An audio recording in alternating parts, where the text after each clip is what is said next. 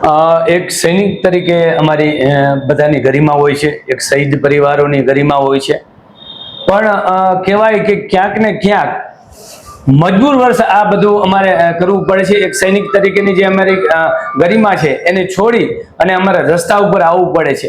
જ્યારે એક સૈનિક હોય, શહીદ થતો હોય, પોતાનું સર્વોચ્ચ બલિદાન આ ભારત દેશ માટે આપતો હોય અને આ નાગરિકની સુરક્ષા પૂરી પાડતો હોય, જ્યારે એક સૈનિક બોર્ડર ઉપર રાત દિવસ 24 કલાક કોઈ પણ એના પરિવારની પણ ચિંતા નથી કરતો, એવન એક એના મનમાં એ જ હોય છે કે આ ભારત દેશ મારો પરિવાર છે, આ ભારત ભૂમિ મારી પરિવાર છે અને એનું રક્ષણ કાર્ય મારી ક્યાંક એક ક્ષણ પણ ચૂક ન થઈ જાય એવી જગ્યાએ ચોક્કનો એકદમ 24 કલાક ચોક્કનો રહેતો હોય છે।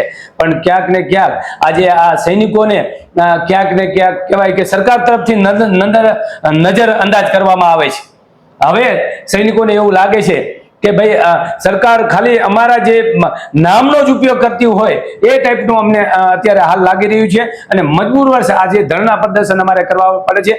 અમારા જે હકો છે, અમારા જે અધિકારો છે, અમે કંઈ નવું નથી માંગતા। ગુજરાત સરકારમાં અમારા ઓલરેડી નિયમો બનેલા છે, ઓલરેડી જે નિયમો બનેલા છે એ હકો અને અધિકાર માટે અમલીકરણ કરવા માટે અમારે જો સરકાર સામે વારંવાર આ રીતે આંદોલન કરવું પડે, ધરણા કરવા પડે તો આ ગુજરાત માટે એક કલંક નથી તો બીજું શું છે। એક સૈનિક તરીકે આજે અમને બહુ ખૂબ અફસોસ થાય છે કે આજે અમારે આ રોડ ઉપર જનતાની સામે બેસવું પડે છે।